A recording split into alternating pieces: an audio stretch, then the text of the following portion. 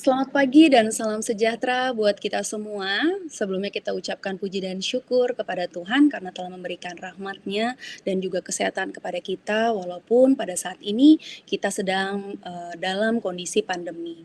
Saya harap Bapak dan Ibu serta teman-teman dapat menjaga kesehatan, menerapkan protokol dan juga menjaga jarak dengan orang lain untuk tetap di rumah aja. Baik, saya ucapkan sebelumnya selamat datang dalam PSKD Webinar yang keempat yang bekerja sama dengan Garis Putih. Bapak, Ibu, dan juga teman-teman, sebelumnya sudah ada PSKD Webinar. Banyak sekali topik-topik yang menarik seperti pengembangan kemampuan anak agar sukses di sekolah, kemudian mengenal kecerdasan dalam diri anak, dan juga ada bermain games pada anak. Nah, jika Bapak dan Ibu belum sempat menonton atau ingin mengulangi kembali, saksikan juga di YouTube channelnya PSKD School dan Anda bisa menonton kembali di sana. Oke, pada hari ini akan ada webinar yang sangat menarik, bahkan jauh lebih menarik dari sebelum-sebelumnya, yaitu mengangkat topik pusing menangani kebandelan anak usia 2 sampai dengan 5 tahun.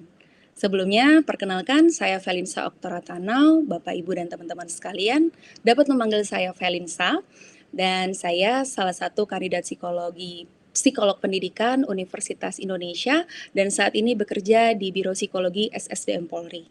Baik, pada hari ini saya akan menjadi moderator dan akan mendampingi teman saya, yaitu pembicara yang sudah sangat dikenal tentunya, dan juga merupakan salah satu psikolog di Garis Putih, gitu ya. Saya perkenalkan kembali.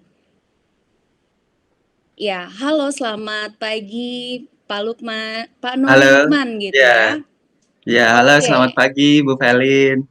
iya, perkenalkan di sini ada pembicara kita, Bapak Nuri Lukman Pradipto MPsi Psikolog, ya, saat ini merupakan psikolog pendidikan dan juga lulusan psikologi pendidikan di Fakultas Psikologi Universitas Indonesia yang tadi saya sudah saya katakan beliau adalah salah satu psikolog di Yayasan Garis Putih.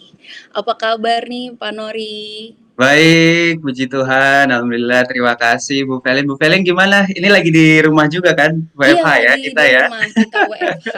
Iya, gimana kabarnya di sana, Sehat suasananya? juga, ini ditemenin tanaman di belakang saya, jadi lagi masa Iya, pandemi gini ngurusin tanaman-tanaman gini. oke, biar lebih bersemangat ya, Iya, gitu. Pak Nuri, ini sangat menarik banget topik yang diangkat karena memang ini terjadi di lingkungan kita gitu ya, anak-anak usia betul, 2 sampai betul, dengan 5 tahun, masa-masa emas, masa-masanya mereka aktif gitu ya. betul, betul, betul, Nanti kira-kira betul. gimana nih, Pak Jadi Lukman pembahasan apalagi di pembicaranya? masa pandemi gini ya, Ibu Felin Mhm, ya, di mana keluarga otomatis akan semakin dekat dalam artian intensitas pertemuan antara orang tua dan anak semakin dekat. Mungkin mhm. ada hal-hal yang dulunya tidak dikira gitu ya dari seorang anak gitu. Mungkin karena anaknya biasanya kalau jam segini kan lagi ada di sekolah ya Bu ya. Kalau hari Sabtu sih Iya, enggak, cuma maksudnya di weekday gitu ya. Senin sampai Jumat jam 8 atau jam 7 sampai jam 3 itu biasanya di sekolah. Jadi orang tua yang nggak tahu bagaimana dalam artian perilaku anak di sekolah kecuali berdasarkan pernyataan dari guru di sekolahnya. Tapi iya, sekarang karena di masa pandemi ini sekolahnya juga dari rumah atau PJJ gitu ya, pembelajaran jarak jauh, mau nggak mau orang tua pasti akan melihat sikap-sikap anak yang ternyata berbeda gitu. Itu kalau konteksnya betul. sekolah. Biasanya kita pembahasan hari ini usia 2 sampai 5 tahun. 5 tahun itu masuk TK sebenarnya. Jadi mungkin ya itu juga. Jadi yang tadinya mungkin harusnya di sekolah offline gitu ya, di TK-nya, tapi sekarang harus di rumah. Tapi kenapa saya membahasnya di usia 2 juga, 2 3 Mhm, 4 which di mana anak-anak itu masih mungkin di rumah dalam artian memang belum bersekolah, paling sekolah usia 4 3 4 playground begitu ya. iya, Nah, itu karena usia-usia itu usia golden age, Bu Felin. Jadi usia betul. golden age itu usia di mana seseorang benar-benar ilmu informasi yang didapatkan dari luar itu diserap diserap kuat gitu oleh si anak gitu. Dan pendidikan yang bagus sejak dini, yaitu di bawah 5 tahun, itu akan berdampak sangat luar biasa terhadap perkembangannya di remaja ataupun di dewasa. Makanya ini penting banget, orang tua jangan sampai miss nih. Kalau usia di bawah 5 tahun ini miss, biasanya agak kesulitan nanti menangani Betul. anaknya ketika sudah memasuki masa remaja ataupun masa dewasa. Tapi saya tidak bilang bahwa kalau udah miss di usia begini berarti nggak bisa ya, enggak, Iya, tetap iya. bisa, cuman akan lebih bagus gitu ya, akan lebih baik, akan lebih perkembangan si anak akan lebih baik ketika usia 2 sampai 5 tahun ini sangat terjaga. Begitu Bu Felin. Jadi hari ini Iya. akan membahas itu. Kenapa ini menjadi penting ya? Karena itu begitu. Iya, menjadi, sebagai pengetahuan juga gitu ya, atau juga Betul, betul. mempersiapkan Iya, mempersiapkan diri iya, mungkin sebagai orang tua, atau ada teman-teman di sini yang menyaksikan mungkin punya ponakan, punya iya, saudara gitu ya, iya, jadi iya, lebih memahami gitu, nih kenapa sih anaknya kayaknya ribet gitu ya, rasanya iya, nyenengin iya, pusing nih orang tuanya iya, gitu ya. iya, Mungkin iya. ada waktunya mereka explore diri, ada juga mungkin ada keinginan-keinginan yang mungkin perlu dipahami nih sama orang Betul, tua. betul, Baik, betul. Pak Lukman, ini Pak Nori, ini sangat menarik banget, dan Bapak dan Ibu serta teman-teman sekalian, izinkan saya juga menyampaikan beberapa rangkaian kegiatan yang akan kita lakukan pada hari ini. Yang pertama tentunya Bapak Nori akan menyampaikan paparannya berkaitan dengan judul yang sudah disebutkan, yaitu menangani atau mengatasi kebandelan anak-anak usia 2 sampai dengan 5 tahun. Kemudian nanti kami akan membuka sesi tanya jawab. Kami persilahkan untuk Bapak dan Ibu serta teman-teman untuk memberikan pertanyaan atau mungkin mau berbagi pengalaman dan menuliskannya di kolom chat. Seperti itu ya. Baik, apakah Pak Nori udah siap? Sudah siap, sangat siap. Baik, Karena saya semoga. ingin banget nih berbagi nih, karena Iya, ini penting banget gitu. iya bener, saya juga semangat banget karena, apa ya, Pak Nori sepertinya udah semangat banget, saya juga jadi semangat nih, pengen lebih tahu lebih dalam karena, Iya, ya ini membantu, kita semua untuk menghadapi terutama pada kondisi pandemi saat ini. Kalau begitu betul. Bapak Nori, kami persilahkan. Baik, terima kasih Bu Felin. Ini saya share ya, saya share screen. Baik, semoga sudah terlihat ya share screen saya. Jadi di sini saya ingin menjelaskan terkait dengan ini ya, judulnya ini, Kiat Memahami Anak Usia 2 sampai 5 tahun. Jadi biasanya ya karena pusing menangani anak usia di bawah 5 tahun, itu biasanya wah banyak banget deh fenomena-fenomena yang dialami oleh keluarga gitu ya.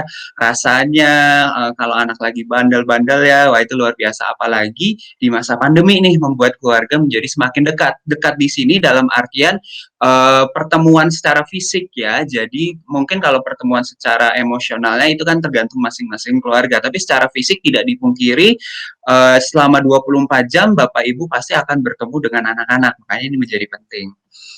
Nah, kemudian saya lanjutkan. Nah, pernah nggak Bapak Ibu atau teman-teman yang sedang menonton di sini yang sudah punya anak gitu ya, menghadapi situasi seperti ini gitu. Jadi mainan di mana-mana, anak lompat-lompatan di sofa, kemudian ya pokoknya anak segala macam melakukan aktivitas dengan bebasnya di rumah gitu. Pasti ini sering banget nih dihadapi. Nah, kemudian yang kedua adalah ini, anak ketika tantrum. Jadi anak marah-marah, kemudian ketika disuruh sesuatu responnya adalah marah, tidak merespon dengan cukup baik gitu sehingga membuat Bapak Ibu menjadi geram. Nah, ini juga keadaan yang sering banget dihadapi oleh Bapak Ibu dengan anak usia 2 sampai 5 tahun. Kemudian ini paling juga nih paling sering nih, usia 2 itu udah mulai anak bilang nggak mau, atau misalkan melakukan aktivitas yang berkebalikan dengan yang kita suruh. Misalkan kita menyuruh untuk merapikan mainan, dia malah tambah mainnya misalnya, atau disuruh untuk makan malah nggak mau makan begitu, disuruh untuk mandi malah nggak mau mandi. Mungkin ada beberapa strategi yang dilakukan oleh Bapak Ibu adalah mengatakan yang sebaliknya, karena dengan begitu si anak akan mau melakukannya gitu. Jadi misalkan ya udah kamu nggak usah makan, akhirnya anaknya mau makan. Misalkan salah satu strategi yang dilakukan oleh orang tua adalah seperti itu ya. Nah, nanti kita akan menjelaskan kenapa sih anak itu sering banget bilang nggak mau di usia-usia begini gitu. Nah, ini 3 fenomena yang kalau saya lihat sering saya lihat gitu ya di orang tua dengan anak usia 2 sampai 5 tahun. Saya punya kakak dan kakaknya itu juga punya anak usianya di antara 1 sampai 5 tahun itu, dan ini sering sekali terlihat hal-hal yang seperti ini. Nah, sebelum kita memahami bagaimana cara menghadapi anak-anak yang seperti ini, dalam artian anak-anak yang aktif, anak-anak yang kadang memberontak, begitu ya, kita perlu mencari tahu kira-kira apa ya mereka itu, siapa sih di dalam mereka tuh seperti apa sih gitu. Jadi kita mulai dari usia 2 tahun atau istilah kalau di psikologinya namanya adalah terrible two. Jadi terrible two itu ya bahasa Inggrisnya berarti anak yang 2 tahun yang menyebalkan begitu ya, yang wah bikin pusing gitu. Nah, anak saya umur 2 tahun kok susah banget ya dibilangin. Nah, kita perlu tahu nih dari 3 aspek ini. Yang pertama adalah bagaimana fisik mereka, kemudian yang kedua adalah bagaimana cara berpikir mereka atau kognitif mereka, kemudian yang ketiga adalah bagaimana psikososial mereka. Jadi kita mengenal lebih jauh tentang kepribadian dan cara mereka berinteraksi. Nah, sekarang saya akan membahas fisiknya terlebih dahulu. Fisik anak usia 2 tahun otomatis akan sedikit berbeda dengan anak di bawah 2 tahun. Yang pertama, tulang kaki mereka sudah mulai lebih kuat, di mana artinya adalah mereka akan semakin melakukan gerakan-gerakan yang lebih kompleks. Berlari, berjalan, kemudian yang kedua adalah mulut mereka dapat digerakkan untuk berbicara. Yang awalnya adalah kuing itu kayak kalau bayi ya, terus ada babbling, babbling tuh mama mama mama, lama-lama mereka bisa mengucapkan satu kata, lama-lama mereka mengucapkan banyak kata, dan di usia 2 tahun ini mulai perkembangan itu gitu, baik dari segi fisik maupun kognitifnya nanti akan kita bahas. Kemudian yang ketiga adalah yaitu tadi dari tulang kaki yang sudah mulai kuat, mereka bisa melakukan gerakan-gerakan yang lebih sulit. Jadi dalam artian gerakan lebih sulit ini berlari lebih, staminanya lebih banyak, berlari lebih kencang, melompat, naik tangga, kemudian menaik tangga mungkin masih harus pegangan ya, tapi ya udah ada usaha untuk arah sana gitu. Mereka mulai eksplorasi segala macamnya dengan fisik mereka yang semakin berkembang. Kemudian badan mereka semakin memanjang. Memanjang di sini dalam artian semakin tinggi ya. Jadi ukuran proporsi kepala itu tetap sama pada saat masih bayi, namun badan itu semakin memanjang. Makanya ketika kita melihat bayi itu lucu, kenapa? Karena ukuran badan sama kepala sama badan mereka itu masih kurang lebih sama gitu. Tapi di memasuki usia 2 tahun ini, badan mereka mulai memanjang. Jadi lama-lama kepalanya kelihatan semakin kecil. Padahal proporsi kepalanya sih sama saja, cuman badannya saja yang memanjang. Seperti itu. Nah, kemudian habis kita membahas fisiknya, kita juga bisa membahas kognitif. Kognitif anak usia 2 tahun atau cara berpikir mereka. Di fase ini, anak mulai belajar menggunakan logika tapi masih belum matang. Dalam artian begini, ini tahapan akhir dari tahapan akhir di mana anak belajar dengan menggunakan sentuhan. Mereka mulai beralih menggunakan pikiran mereka, menggunakan logika mereka yang sangat belum matang. Itu. Kemudian yang kedua adalah perkembangan bahasa yang pesat. Nah, tadi seperti yang saya sudah katakan, di mana di fisik ya, tadi yang di fisik itu mulut mereka berkembang, lidah mereka berkembang, dalam artian udah mulai bisa menggerakkan bibir, menggerakkan lidah, dan akhirnya mengucapkan huruf. Mereka belajar dari orang-orang sekitarnya, dan mereka akhirnya menyerap ilmu itu yang bahasa, dan mereka mengekspresikan bahasa tersebut. Makanya ini kenapa Golden Age, ini juga salah satunya di usia 2 tahun itu anak akan belajar banyak sekali tentang bahasa. Bahasa ibu ya, bahasa yang ada di sekitar mereka. Kalau kita sebagai orang Indonesia, maka mereka akan belajar bahasa Indonesia. Mungkin ada bahasa daerah juga begitu, tergantung dengan bahasa di sekitarnya. Kemudian yang ketiga adalah rasa ingin tahu yang besar atau eksplorasi kemana-mana gitu. Sense of self-nya juga mulai ada di usia segini. Apa sih sense of self itu? Sense of self itu menyadari bahwa diri ini adalah tubuhnya dia. Bahwa menyadari bahwa diri ini berbeda dengan diri yang ada di cermin. Jadi makanya usia 2 tahun ini ketika anak senang untuk bercermin, kenapa? Karena mereka melihat bahwa mereka tahu bahwa sosok anak yang ada di cermin itu bukanlah mereka. Gitu. Itu adalah mereka tahu bahwa diri ini diri ini itu yang terlihat di cermin gitu, tapi bukan dua orang yang berbeda gitu. Jadi makanya kalau hewan bedanya sama manusia, ketika hewan melihat cermin yang pantulan itu, mereka akan melihat hewan itu akan melihat bahwa itu adalah hewan yang lain gitu. Sedangkan kalau manusia di usia 2 tahun ini mereka sudah mulai bisa melihat bahwa oh yang di cermin itu saya. Jadi saya nggak perlu takut bahwa ya ini saya gitu. Ya, yang di cermin itu saya, tapi dalam artian bukan dua orang yang berbeda. Nah, itu mereka mulai tahu tuh, udah mulai ada rasa tentang diri gitu. Jadi sense of self-nya sudah mulai berkembang. Itu untuk anak usia 2 tahun. Kemudian kita akan membahas juga dari psikososialnya. Nah, psikososial itu apa? Itu tadi cara mereka berinteraksi dengan orang lain ataupun kepribadian mereka. Nah, psikososial untuk anak usia 2 tahun itu adalah pertama, anak memahami emosi namun belum bisa mengontrol dengan baik. Nah, ini menjadi penting. Kenapa? Karena jangan pernah berharap, orang tua jangan pernah berharap wah anak itu di usia 2 tahun sudah layaknya orang dewasa dalam mengontrol emosinya. Enggak, mengontrol emosi atau istilah lainnya adalah regulasi emosi itu adalah sesuatu yang sulit, sesuatu yang dipelajari, sesuatu yang ditingkatkan, bukan yang dari kepribadian itu sudah bisa ahli seorang anak mengontrol emosinya. Nah, makanya ini berpengaruh nanti terhadap pemberontakan anak. Nah, ini usia di mana anak mulai memberontak. Kenapa? Karena di sini fasenya anak otonomi. Nah, ada Erikson mengatakan ini adalah fase otonomi versus DAP gitu. Jadi udah mulai merasa dirinya bebas, dirinya punya tubuh sendiri, pengen melakukan segala macamnya gitu. Nah, tapi tugas orang tua adalah memberikan batasan, tapi jangan sampai anak merasa terkekang. Dalam artian diseimbangkan antara kebebasan yang dimiliki dengan rasa doubt atau rasa ragu, keraguan yang ada pada diri anak. Kalau ketika orang tua melarang anak, itu secara tidak langsung memberikan keraguan pada anak.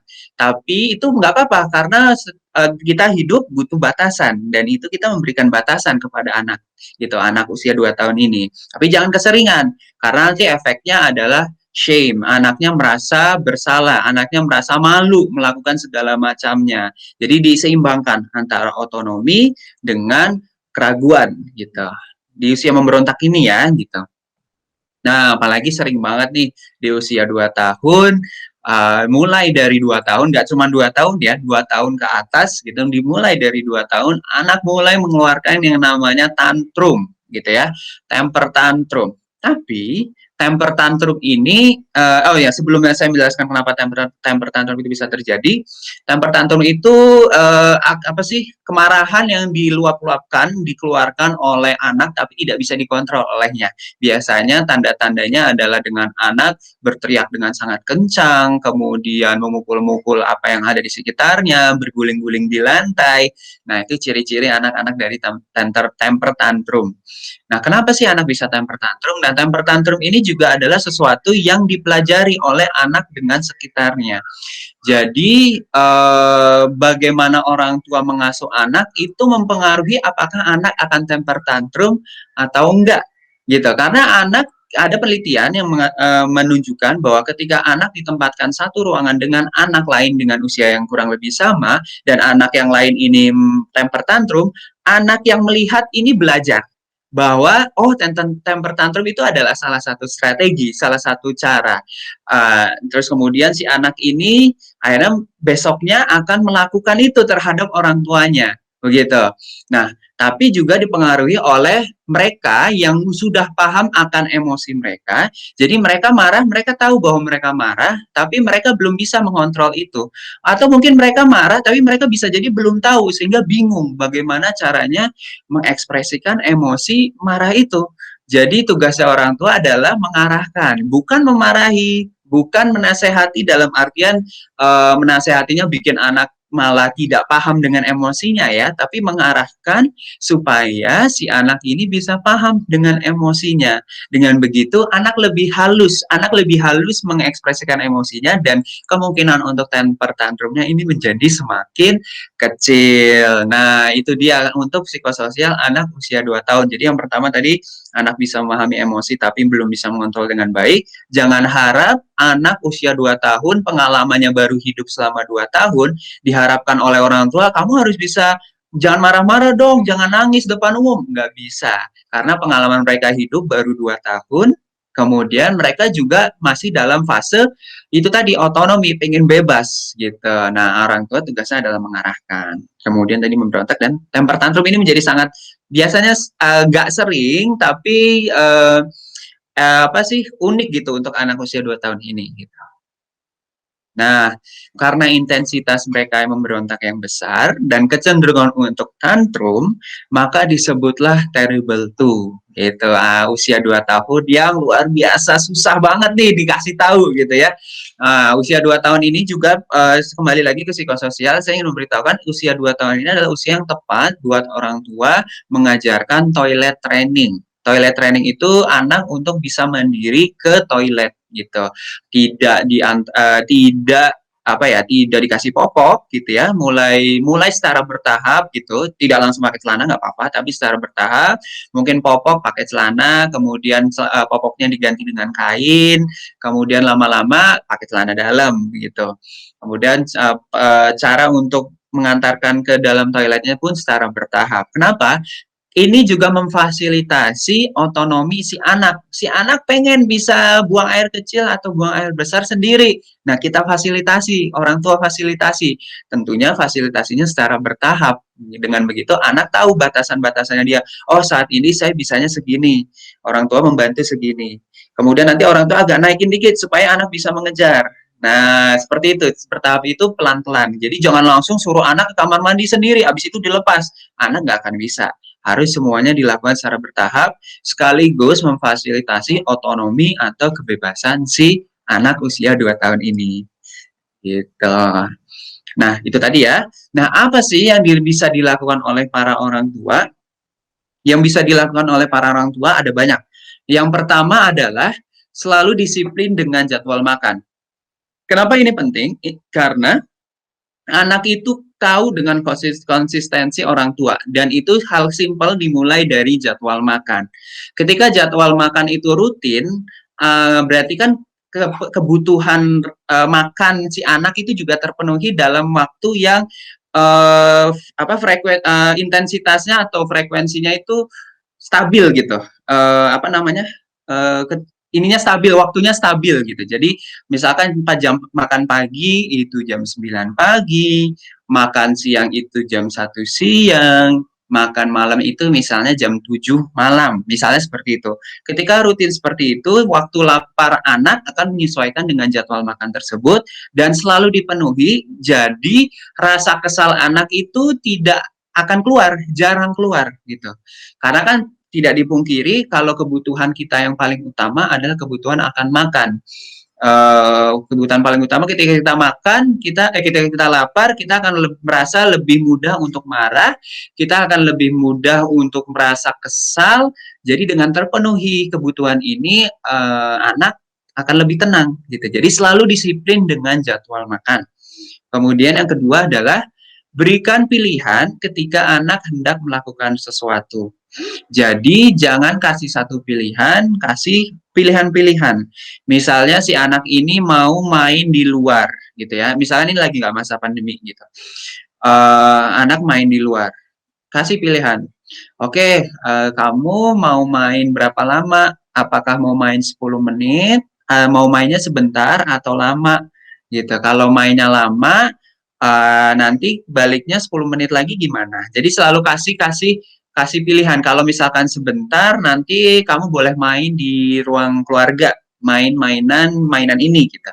Jadi kasih pilihan biar si anak itu juga bisa terfasilitasi kebebasannya. Jadi mereka yang memilih gitu. Gitu. Biasanya kan yang orang tua lakukan adalah apa? Kasih satu pilihan aja. Ayo sudah selesai mainnya masuk gitu. Nah, Biasanya dikasih warning dulu, kasih dari awal pilihan. Oke, kamu mau main 10 menit atau mau main setengah jam? Kalau main setengah jam, berarti hari ini udah nggak ada main lagi ya, nanti. Tapi kalau main 10 menit, nanti kamu masih boleh main di dalam. Nah, jadi si anak bisa mikir, kayak, aku mau sekaligus melatih bahasa, sekaligus melatih dia meregulasi emosinya, seperti itu. Kemudian yang ketiga adalah tidak memberikan anak apa yang mereka inginkan ketika anak sedang tantrum, begitu ya. Jadi ketika anak sedang tantrum, tergantung konteks, ketika tantrumnya di rumah, diamkan. Kemudian setelah diamkan, baru setelah dia udah mulai agak reda, dekati, tanya, kamu sedang merasa kesal ya?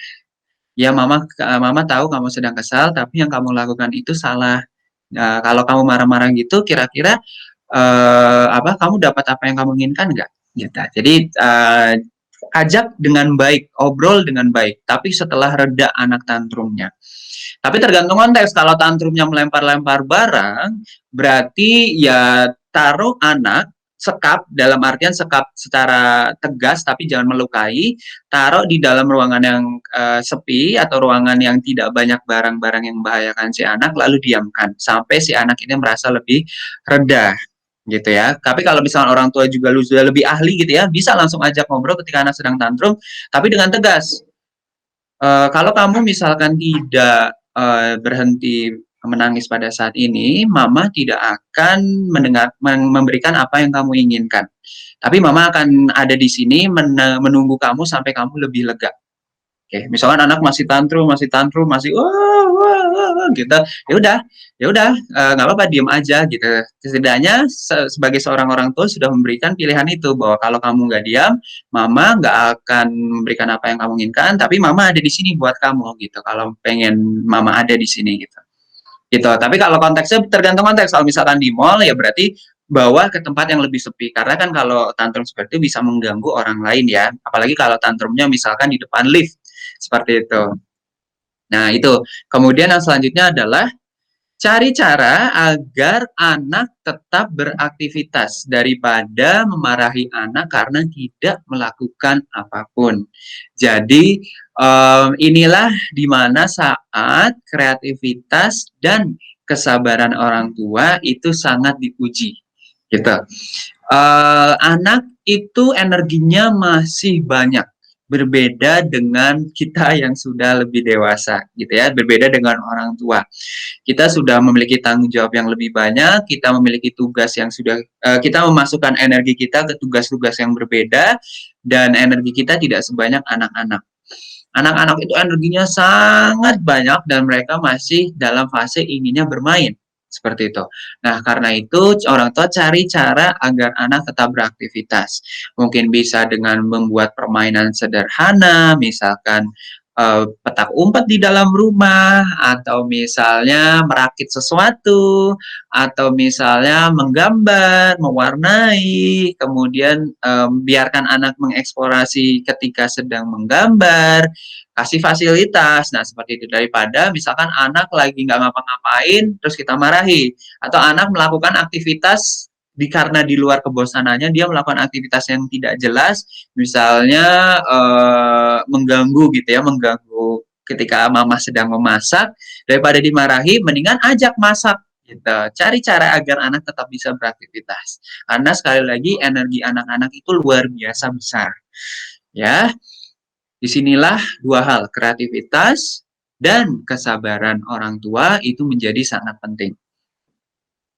Kemudian yang kelima, tetap tenang ketika anak sedang tantrum. Tadi sudah ya, pindahkan anak ke tempat yang anak lebih aman, ke tempat yang lebih aman, kemudian diamkan, lalu ajak dia berbicara. Kemudian yang keenam, dukung anak untuk mengekspresikan emosinya. Jadi gini, orang tua sebaiknya mengajarkan bahwa ekspresi emosi anak itu ada banyak, gak cuma senang doang. Dan orang tua harus siap menerima emosi-emosi yang lain dari si anak. Jangan berharap anak itu sebagai tempat yang positif gitu, dalam artian emosi itu secara sederhana atau secara universal, secara umum itu ada 6. Ada senang, ada marah, ada sedih, ada jijik, ada takut, ada bingung. Nah, dari semua ekspresi itu kan yang positif cuma satu, yang senang. Sisanya adalah ekspresi yang bisa kita anggap negatif, gitu ya. Tapi nggak apa-apa, itu adalah emosi yang wajar untuk dirasakan oleh setiap orang. Dan kita sebagai orang tua sebaiknya mendukung ekspresi emosi tersebut. Ketika anak sedang menangis, jangan disuruh, diam kamu, jangan nangis. Jangan seperti itu. Tapi ketika anak sedang menangis, biarkan rasa tangisnya itu keluar dalam artian temani anak, kemudian dipeluk, diusap-usap kepalanya, iya ya kamu sedang menangis, nggak apa-apa, nangis aja, nanti cerita sama mama ya, kira-kira kenapa kamu nangis, gitu. Jadi emosinya dihargai, emosi rasa sedihnya. Ketika sedang marah, lempar barang, gitu ya. Uh, Memang marah sampai lempar barang itu tidak baik, gitu. Makanya ketika dia marah, diapresiasi, iya mama tahu kamu sedang marah, gitu. Dan mama tahu kalau marah itu rasanya nggak enak seperti yang kamu rasakan saat ini.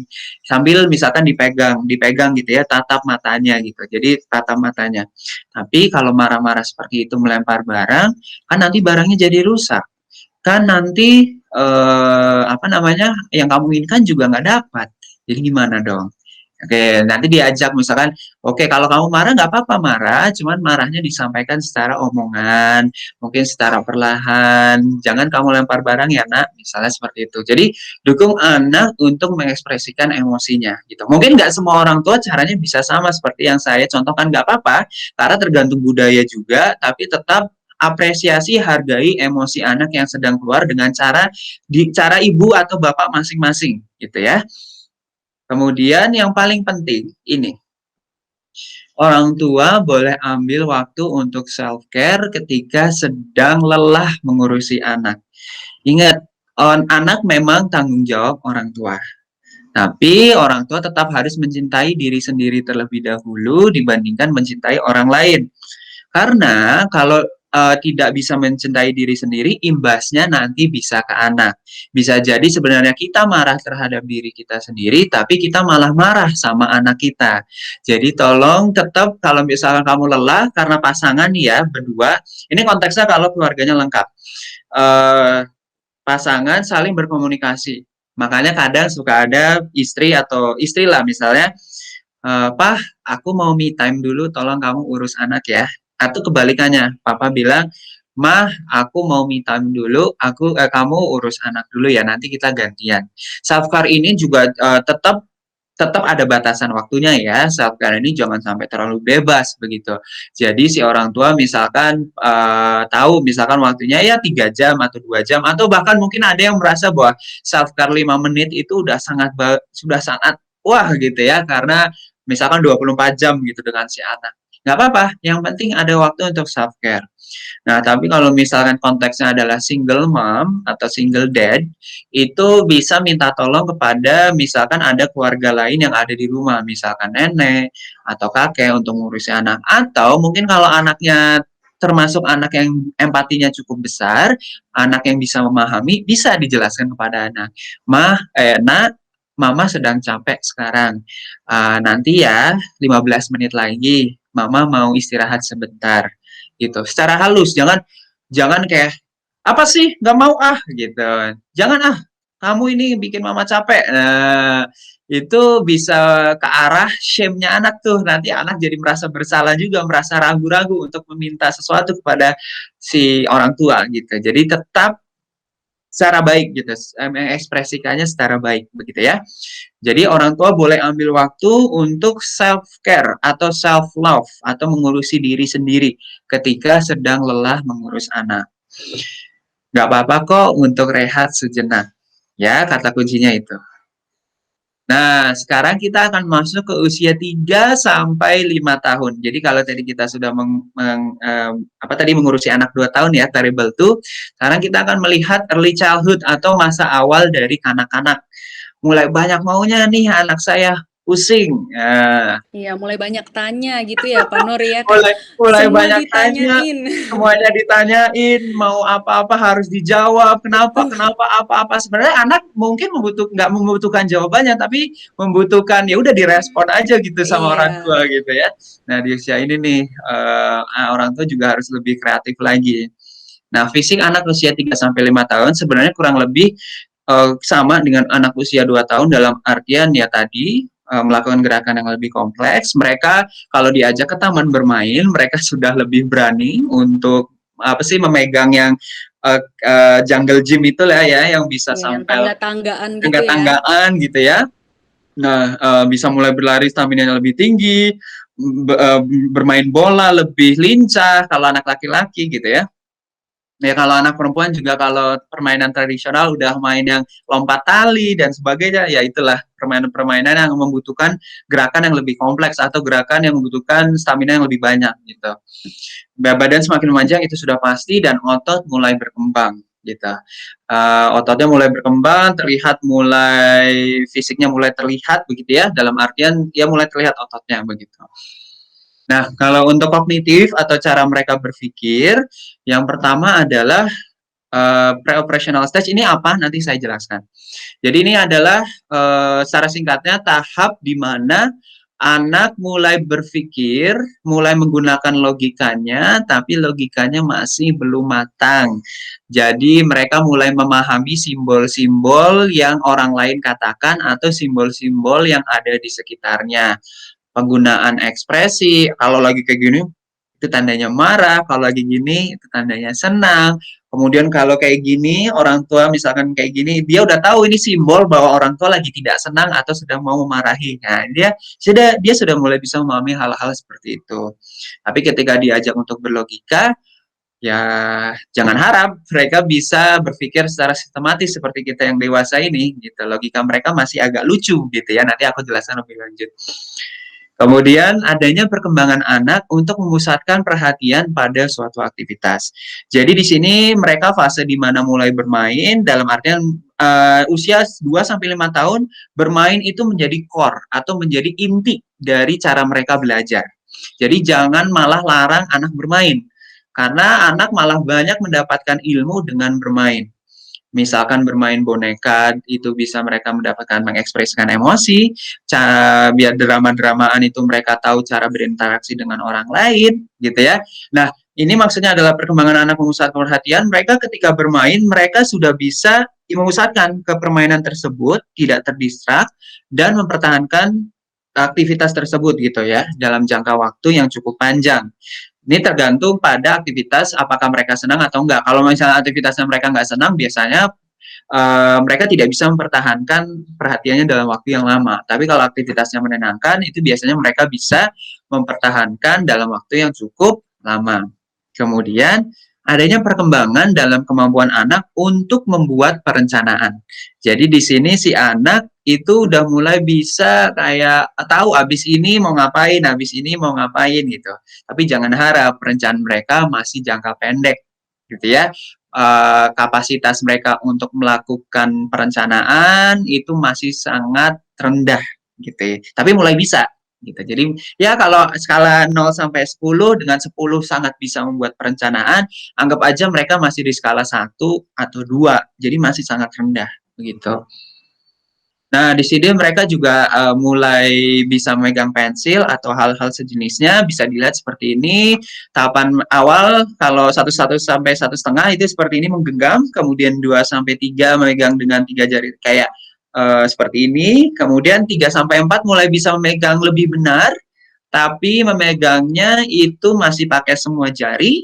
Kemudian 4 sampai 6 tahun itu mulai bisa memegang dengan lebih benar, yaitu si pensil ditaruh di antara bisa jari tengah dan jempol gitu ya, dan si telunjuk begitu. Jadi 3 jari dipakainya.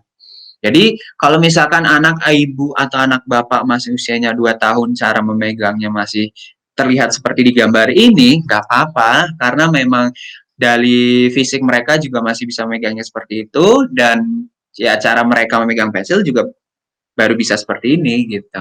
Tapi yang bahaya adalah, bukan yang bahaya, yang perlu diperhatikan oleh orang tua adalah usianya misalkan sudah di 4 sampai 6 tahun, anggaplah 5 setengah. Tapi cara memegangnya masih seperti anak usia 2 sampai 3 tahun. Nah, itu perlu diperhatikan tuh Bapak Ibu gitu. Tapi kalau masih sesuai dengan usia, it's okay, nggak apa-apa. Nah, kemudian gambar yang dihasilkan juga seperti ini. Kalau untuk anak usia 2 tahun masih scribble. Nah, scribbles, jadi masih yang oret-oretan, masih yang coret-coretan gitu. Hargai aja, wah sudah mulai gambar ya, gitu ya. Ya kamu mau coba gambar apa? Tanya aja gitu. Tapi jangan berbohong. Wah gambarnya bagus ya, gitu. Atau jangan jangan bilang bahwa oh itu jadinya orang ya. Nggak usah tanya aja. Kamu gambar apa? Gitu. Ya mungkin dia cuma bilang gambar orang kan imajinasi dia ya, terserah dia. Kemudian anak usia 3 tahun sudah mulai shapes, jadi sudah mulai ada bentuk. Udah ada lingkaran, udah ada segitiga, udah ada mulai, wah bentuk-bentuk deh udah kelihatan bentuknya. Ini udah mulai terlihat seperti bentuk orang.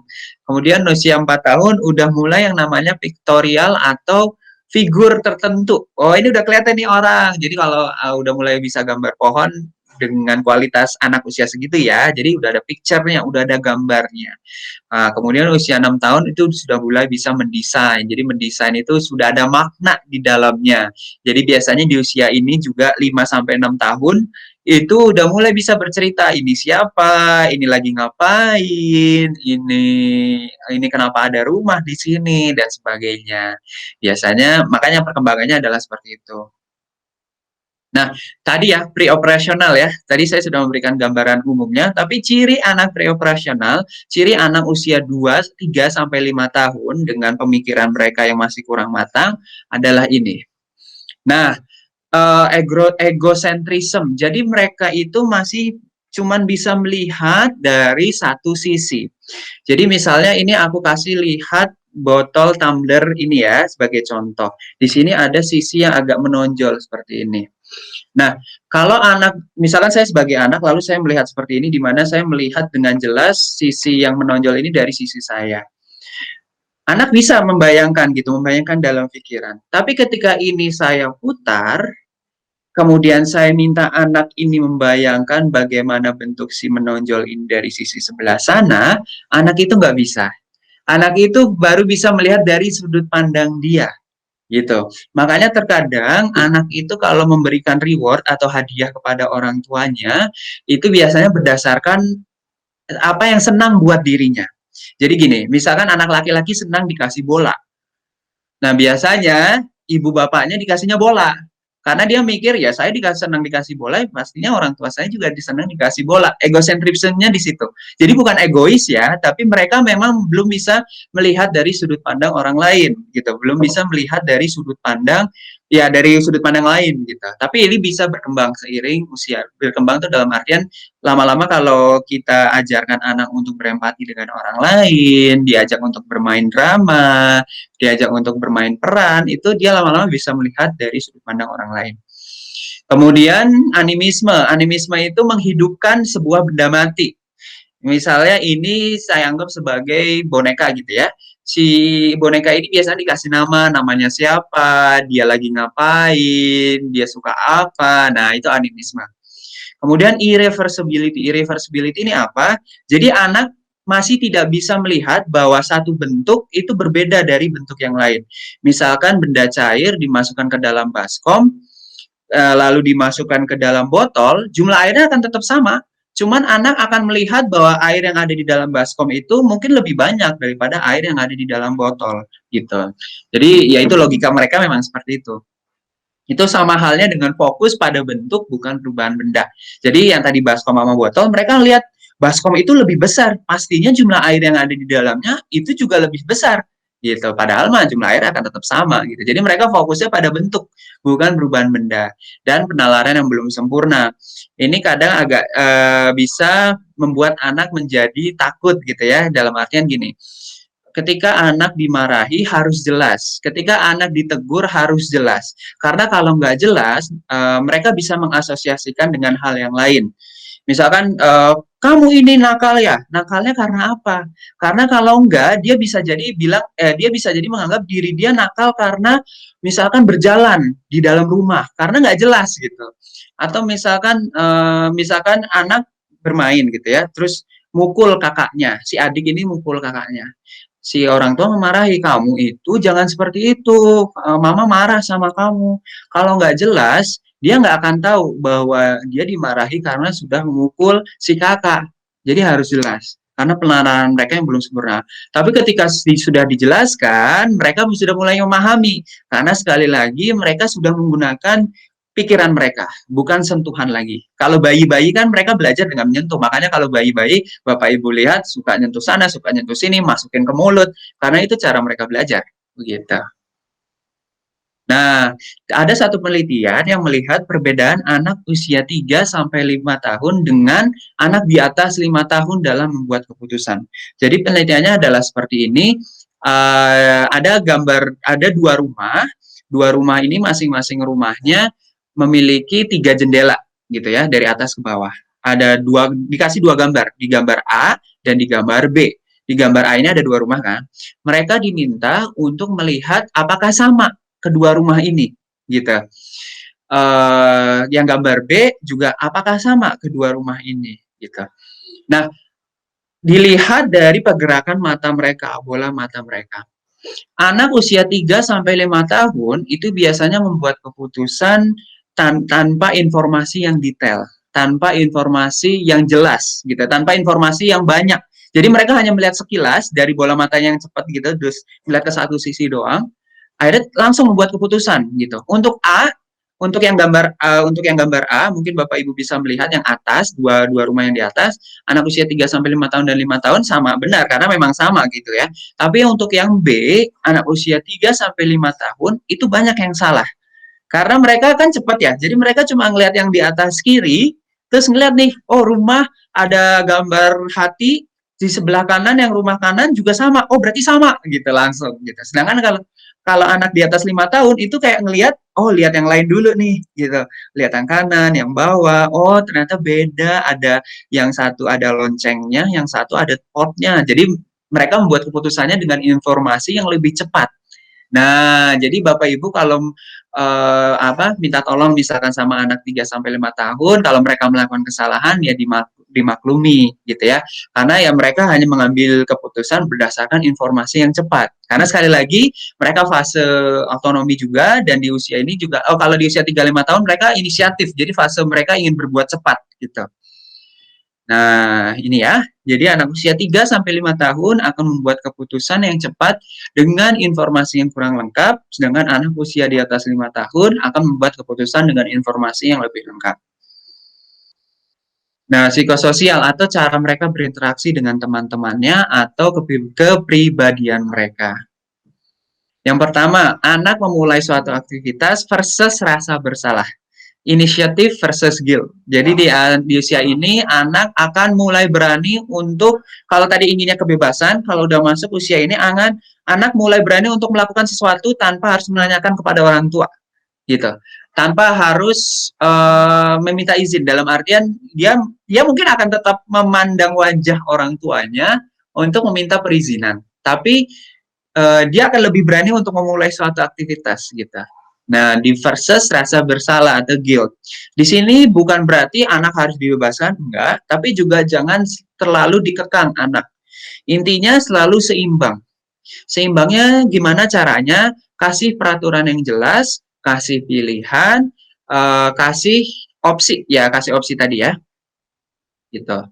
Dan di usia ini juga anak mulai menyadari diri. Kalau tadi usia 2 tahun menyadari tubuhnya, kalau ini menyadari konsep diri. Jadi mulai menyadari diri ini besar, aku besar, aku lucu, aku gendut, aku apa. Mereka mulai memasukkan label-label itu terhadap diri mereka sendiri. Makanya di usia-usia ini mulailah orang tua juga mengapresiasi, memberikan hal-hal yang positif kepada anak. Jangan mengucapkan hal-hal yang negatif. Jangan bilang kamu itu nakal, kamu itu bandel, kamu itu susah diatur. Karena dengan begitu, anak merasa dirinya, oh iya ya, saya anak yang bandel, saya anak yang nggak bisa patuh sama orang tua, atau kamu ini ganggu aja mama gitu. Itu juga masuk tuh kesadaran diri mereka secara mungkin mereka tidak menyadari, tidak menanyakan itu ya, tidak mengatakan itu kepada diri sendiri mereka, tapi itu masuk gitu, masuk ke alam bawah sadar mereka. Nah, makanya banyakin apresiasi terhadap anak usia 3 sampai 5 tahun. Kemudian di usia ini juga tumbuhnya rasa moral. Makanya permainan yang mereka lakukan juga biasanya pretend play, drama play, mereka mulai bermain dengan teman-teman, berbagi mainan. Kadang kalau usia 3 tahun yang awal-awal masih nggak mau berbagi mainan, makanya itu pentingnya orang tua untuk mengatakan, ayo nggak apa-apa berbagi, mungkin main bareng, atau misalkan, atau gantian, kamu kan tadi sudah, coba kasih dulu 5 menit, nanti nanti kamu minta balik ya, gitu. Jadi diajarkan seperti itu untuk menumbuhkan rasa moral dalam artian oh iya berbagi itu baik, menolong orang lain itu baik seperti itu. Dan itulah tumbuhnya rasa moral. Nah, dan di anak di usia segini selain mulai memahami emosi yang ada dalam diri, anak bisa mulai sebal, nggak suka, mengutarakan emosi yang dirasakan, namun bisa juga salah dalam mengutarakan atau diam. Tugasnya orang tua adalah mendukung anak untuk it's okay, nggak apa-apa kamu ngomong aja sama mama, mama nggak marahin kamu. Kalau kamu salah, mama kasih tahu. Ya, gitu. Jadi biar anak nggak takut sama orang tuanya. Kesalahan pertama biasa orang tua lakukan adalah memarahi anak, itu bisa bikin anak menjadi patuh. Ada beberapa kondisi yang memang anak boleh dimarahi. Kalau kondisinya membahayakan, misalkan bermain pisau, memasukkan jari ke stop kontak, itu butuh dimarahi karena itu membahayakan tubuh. Tapi ketika konteksnya sebenarnya bisa dikasih tahu dengan baik-baik, mendingan dikasih tahu baik-baik. Supaya anak lebih banyak bercerita kepada kita, kita lebih memahami anak kita. Kayak gitu. Nah, fun activities untuk anak usia 3 sampai 5 tahun. Jadi kan sekarang masa pandemi ya, Bapak Ibu, dan mungkin Bapak Ibu udah bingung gitu ya, apa yang harus dilakukan kepada anak gitu ya. Tapi tetap harus ada effort atau harus ada usaha dari orang tua, dari Bapak Ibu untuk memberikan aktivitas kepada anak. Yang pertama adalah prakarya DIY yang sederhana. Banyak banget di YouTube, Bapak Ibu cari aja DIY gitu ya. Waktu itu saya sempat membantu juga di organisasi yang lain gitu ya, membuat kayak semacam kipas. Jadi kipas aja digambar gitu ya di kertas, lalu persiapan origami. Setelah kipasnya dipotong, kipas-kipasnya tuh kipas yang itu ya Bu ya, kipas yang bisa dikipas-kipas gitu yang dipegang gitu. Bukan kipas angin yang gede ya, kipas angin yang bisa dikipas gitu. Dan itu ambil origami, dan origaminya tuh dikriwil-kriwil, jadi kayak disobek terus dikriwil-kriwil lalu ditempel pakai lem gitu. Itu menjadi satu aktivitas yang menyenangkan buat anak. Atau bikin wayang, tinggal siapin satu gambar, satu lidi sama lem gitu. Tinggal bikin gambar ya, digunting, lem di lidinya, lalu dimainin sama si anak. Nah, itu prakarya di awal yang sederhana. Dan anak, jangan salah, anak itu dengan permainan yang sederhana itu, mainan itu bisa bertahan sampai 2 minggu. Baru si anak itu mungkin bosan. Nah, tapi kan lumayan gitu, dengan itu anak sudah mendapatkan mainan, tidak merengek untuk dibelikan mainan. Misalnya seperti itu. Ada banyak lagi prakarya DIY. DIY itu do it yourself. Jadi lakukan sendiri, dibuat sendiri begitu oleh Bapak dan Ibu. Kemudian yang kedua adalah treasure hunt. Jadi treasure hunt ini misalkan di rumah gitu ya, taruh hadiahnya mungkin di satu tempat, lalu berikan clue-clue kepada anak. Mungkin diselipi dengan kuis-kuis yang menarik. Misalnya pertanyaan pertama untuk mendapatkan clue pertama. Kapan ulang tahun Papa? Misalnya. Nah, dia jawab berapa. Kalau benar dikasih clue-nya. Clue-nya mengarahkan ke clue kedua. Nah, itu treasure hunt. Kemudian yang ketiga, misalkan membaca cerita dengan aksi. Nah, biasanya kan Bapak Ibu mungkin ada beberapa yang membacakan dongeng gitu ya sebelum tidur. Nah, ada aktivitas lain yang bisa dilakukan. Misalkan membacakan aksi, tapi sambil bermain drama. Misalkan Timun Mas. Bapak Ibu jadi timunnya, bukan, jadi buta ijonya gitu. Kok jadi timunnya? Jadi buta ijonya gitu ya. Jadi Bapak Ibu memerankan gitu. Saya buta ijo. Nah, anak akan menjadi lebih apa ya, lebih senang gitu ya, lebih masuk ke dalam ceritanya. Terus meminta anak untuk jadi misalkan anaknya jadi timun masnya gitu, misalnya anak perempuan gitu. Atau mungkin jadi orang tua dari timun masnya. Ini contoh aja. Banyak cerita-cerita lain yang juga seru, cerita daerah yang seru, di mana Bapak Ibu bisa memainkan aksinya, memainkan karakternya. Nah, ini bermain drama. Kalau bermain drama, nggak perlu pakai baca cerita, jadi dalam artian yang pura-pura aja, role playing gitu. Misalkan, yuk kita bermain peran jadi pemadam kebakaran gitu. Misalkan di sana ada kebakaran, kamu mau ngapain? Misalnya gitu. Sambil main air, misalkan main pakai selang gitu. Mengajak aktivitas memasak. Ini menjadi aktivitas yang cukup akan sering dilakukan karena lagi pandemi gini, dan memasak ya pasti aktivitas sehari-hari karena kan pasti butuh makan kan. Kecuali kalau ordernya selalu order dari luar. Nah, tapi sesekali bisa melakukan ini aktivitas memasak gitu. Jadi misalkan mungkin yang sederhana aja, nggak harus disuruh anak yang goreng gitu, nggak, misalkan Dek, tolong ambilin gula gitu. Coba kamu ambil pakai sendok, dua sendok masukin ke sini. Jadi si anak yang masukin gulanya gitu. Jadi jangan aktivitas yang membahayakan atau yang menyulitkan gitu. Kalau misalkan anak udah mulai lebih besar boleh, tapi selalu dibimbing, selalu bimbing secara perlahan. Misalkan megang pisau, jangan langsung dilepas. Pegang dulu tangannya, terus gini loh cara ngegunting, Dek, gitu. Nah, kalau udah bisa mulai, boleh dilepas, tapi masih diperhatikan. Tapi lama-lama, udah boleh, nggak diperhatikan, boleh, nggak usah. Karena dia udah bisa mulai memotong pakai pisaunya sendiri. Seperti itu. Nah, seperti itu aja, Bu Velin. Iya, Pak Nori, wow luar biasa ya. Saya sampai mengangguk-ngangguk nih sepanjang, Pak Nori menyampaikan materi gitu ya, karena memang iya iya, saya juga, melihat hal itu pada anak-anak, apalagi kalau misalnya terkait dengan tantrum nih ya Pak Nori, sekarang Ya, ini nggak ya. cuma di mall ya, Nggak tapi cuma di cuma mall buat ya. iya, cuma buat keluar rumah biasanya anak tantrum, padahal kita harus, menjaga menjaga, Iya, iya. diri ya Dari, untuk tetap di dari rumah COVID ini aja. ya, gitu ya, Iya. biar nggak Jadi keluar-keluar nggak ya. cuma orang tua yang pengen keluar, tapi anak gitu ya. Jadi mereka Ya, sering tantrum-tantrum, teriak-teriak begitu ya. betul, Oke, betul. Pak Nori, kita sambil nunggu pertanyaan-pertanyaan nih dari Ya, ya. Bapak dan Ibu, teman-teman boleh silakan berikan, pertanyaan atau boleh berbagi pengalaman mungkin ya, dan silakan tuliskan di kolom chat. Nah, sebelumnya nih, Pak Nori, ada saya pertanyaan titipan dari beberapa teman saya di Instagram nih ya. Oke, boleh. Boleh ya? Gitu Boleh, ya. boleh. Jadi gini katanya, ini lagi pandemi terus, kebetulan saya juga bekerja dan boleh nggak sih pada saat saya bekerja, anak ini boleh dibiarkan main sendiri gitu, tapi di dekat kita. Itu sebenarnya gimana tuh? Kebetulan Hmm, anaknya usia 4 tahun. oke, oke. Nah, perlu ada konteksnya terlebih dahulu. Mhm. Apa yang sudah dilakukan oleh orang tua pada awalnya? Apakah sudah diberikan arahan bahwa misalkan mengatakan seperti ini, Dek, Mama mau kerja, kamu kalau mau main boleh, tapi di sini ya. Atau kalau kamu mau main, Mama nggak bisa main sama kamu.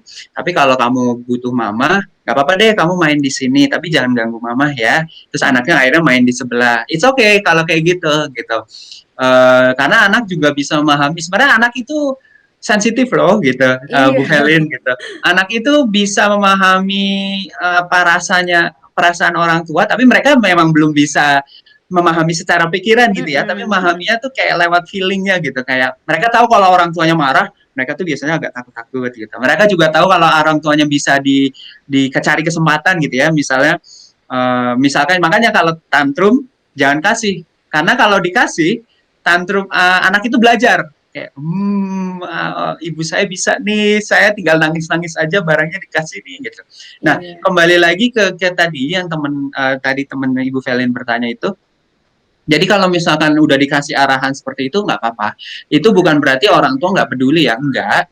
itu dengan mengatakan seperti itu sebenarnya sudah menjadi bentuk kepedulian dari si ibu bahwa aku tetap pengen ngurus anak, tetapi aku lagi sibuk untuk bekerja. Jadi caranya adalah seperti ini. Makanya mungkin kekhawatiran terbesar dari seorang ibu adalah apakah aku sudah memberikan yang terbaik ya kepada Iya. anak saya. Biasanya itu kan ya, nggak Betul. apa-apa. Maksudnya take ini aja, uh, take care of yourself, it's okay gitu. Dalam artian pemikiran seperti itu wajar. Dalam artian pasti ada rasa ragu, rasa benar nggak ya aku sebagai orang tua gitu. Iya. Nah makanya mengikuti webinar seperti ini mendapat informasi yang lebih banyak itu sehingga ibu bisa melakukan yang sesuai lagi. Kalau misalkan yang udah lama-lama ngelakuin kesalahan, it's okay gitu. I mean itu adalah suatu pembelajaran gitu. Iya.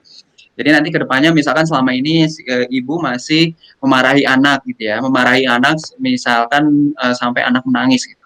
Nah Betul. sekarang mungkin tahu caranya kasih pilihan, mungkin ya kasih pilihan lah. Biasanya itu cukup cara cukup ampuh atau kasih stiker, kasih hadiah kalau misalkan dia mau melakukan apa yang diperintahkan. Jadi banyak cara, tidak harus dengan memarahi misalnya. Itu Mhm. sih. Semoga menjawab ya Bu Felin ya. Iya, sangat menjawab. Berarti memang, memberikan pemahaman pada anak ya, karena kalau Iya, anak usia 4 tahun, dia udah mulai mengerti nih, tadi seperti Pak iya, Lukman bilang iya, gitu ya, iya. dia udah mulai bisa berpikir, Betul, yang betul. penting penyampaiannya juga dari orang tuanya ya, Betul, dengan cara betul. yang tepat. Nah, kalau berkaitan dengan, kayak orang tua memberikan pemahaman, ini akan jadi kendala bagi anak-anak usia 2 tahun misalnya gitu, kayak Betul, betul. pemahaman atau pengenalan terkait emosi nih, Iya, Pak Nori. iya, Kadang-kadang mereka tuh nangis sebenarnya mereka cuma butuh perhatian atau kadang-kadang betul. juga menangis karena, haus misalnya Iya, gitu, iya, iya ya. iya, Nah, bagaimana sih, kiatnya gitu ya, kadang-kadang kita, kesulitan ya iya, beberapa kali mengenali gitu, tapi mungkin sebelum kita mengenali mungkin kita berikan pengenalan juga sama anak nih ya. iya, Nah, iya, iya. bagaimana caranya, mengenalkan emosi pada Oke, anak-anak terutama usia yang dini banget nih 2 tahun? oke. Banyak cara. Yang pertama adalah ketika pertama pakai ini ya, pakai kalau misalkan ada di Pinterest cari deh banyak itu bisa Iya. kegiatan untuk mengenalkan emosi kepada anak gitu. Cara yang paling mudah buat buat ekspresi kayak semacam senang, sedih, marah, jijik gitu, terus Mmm, peragakan bersama dengan anak oke. gitu. Nah, kalau lagi marah tuh gini, gitu. Kalau lagi senang tuh gini, kalau lagi sedih tuh gini, kalau Iya. lagi jijik tuh gini. Jadi disesuaikan dengan ekspresi. Coba misalkan ini apa? Oh itu senang gitu. Terus Mhm. misalkan ekspresi yang sedih diangkat gitu ya ekspresinya gitu. Ini apa? Itu sedih. Coba peragain gimana sedih. Jadi anak juga sekaligus tahu bahwa ketika dia sedih, cara mengekspresikan emosinya adalah seperti itu gitu. Kemudian tadi benar Ibu Felin tadi mengatakan bahwa kalau anak usia 2 tahun kan kadang menangis sebenarnya mungkin mau makan atau butuh Iya. perhatian, bukan karena mungkin kesakitan, bukan apa. Biasanya sebagai orang tua tahu nih jenis tangisan anak atau hal simpel aja, tanya, tanya dalam artian uh, mungkin kalau lagi nangis agak susah ya untuk ditanya karena Iya. lagi sesembuhkan gitu nggak bisa Harus jawab gitu ditunggu ya. tenang dulu gitu Harus ya, Pak ditunggu Nori? tenang dulu karena kan sekali lagi anak usia 2 tahun regulasi emosi mereka juga masih berkembang gitu. Jadi jangan berharap ketika mereka nangis kita langsung tanya langsung ada jawaban. Makanya di sini butuh kesabaran. Jadi ya udah tunggu dulu sama orang tua bapak ibu tunggu di situ, dipeluk, dielus. Oke, udah tenang nih. Oke, baru tanya, kamu nangis kenapa? Aku haus. Biasa kan haus gitu kan biasanya ada gitu Iya. kan.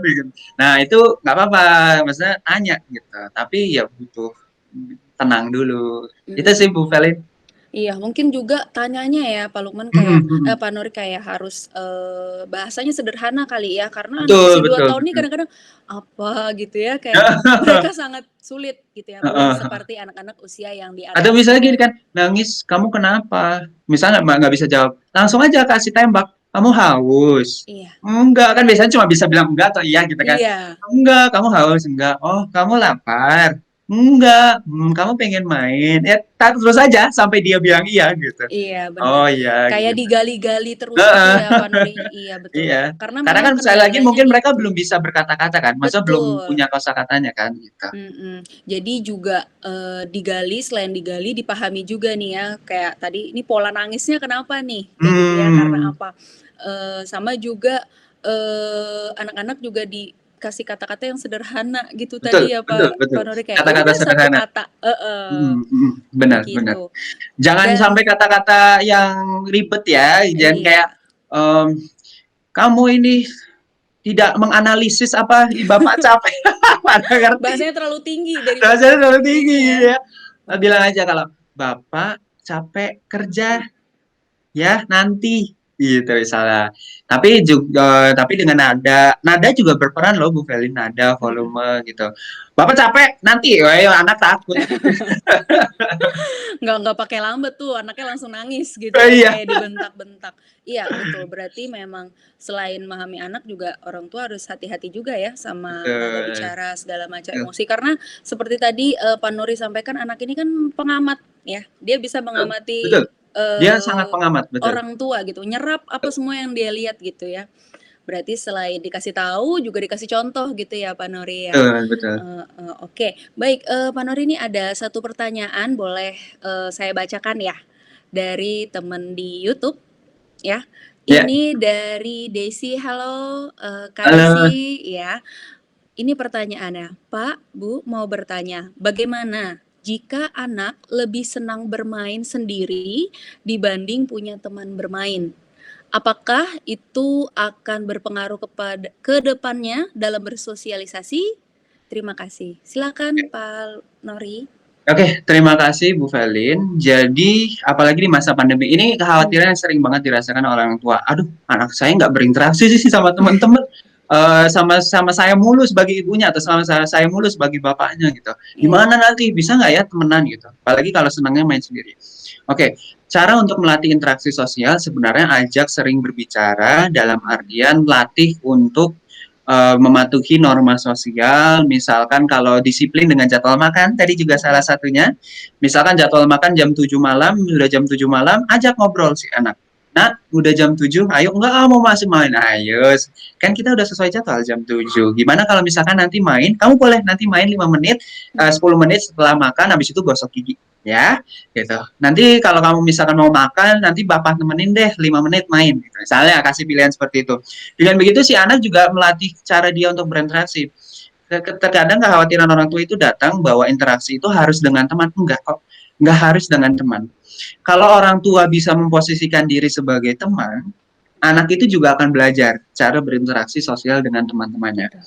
Kalau anak ini tadi kembali kepada pertanyaannya Ibu Desi, kalau anak ini senangnya main sendiri, sebenarnya perlu digali. Mhm. Apakah memang kepribadian anak ibu merupakan yang pemalu? Mhm. Masa ada loh anak-anak yang memang lebih nyaman sendiri dan itu nggak apa-apa. Iya. Dalam artian memang butuh orang lain, memang harus ada interaksi sosial. Tapi kalau memang anaknya bukan tipe yang supel, bukan tipe yang bisa mingle atau bergabung dengan siapapun, jangan dipaksa. Iya. Karena ada anak yang cuma bisa punya teman dua atau tiga, ya nggak apa-apa, temenan aja sama dua atau tiga orang itu gitu. Ya ada orang yang bisa temenan sampai 100 orang, ya Betul. lebay sih, tapi maksudnya 10 orang gitu ya. Nah, misalkan bisa temenan sama satu kelas gitu ya. Kan ada tuh biasanya anak populer di dalam kelas, kalau misalkan kelas offline ya. Iya. Ada satu anak populer yang anaknya ini pasti bisa dekat sama siapa-siapa gitu. Ada juga anak yang cuma kerjanya diem di belakang gitu, tapi dia punya sahabat tuh yang suka diajak makan bareng, suka Mhm. diajak main bareng, ya nggak apa-apa.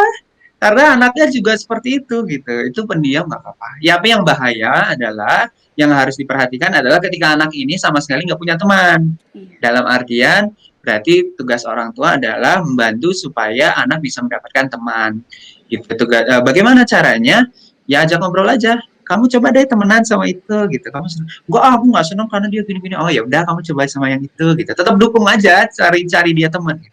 Nah kalau pandemi gini, nggak mungkin kan keluar bareng teman-teman. Yang bisa dilakukan adalah posisikan orang tua sebagai teman Iya. gitu.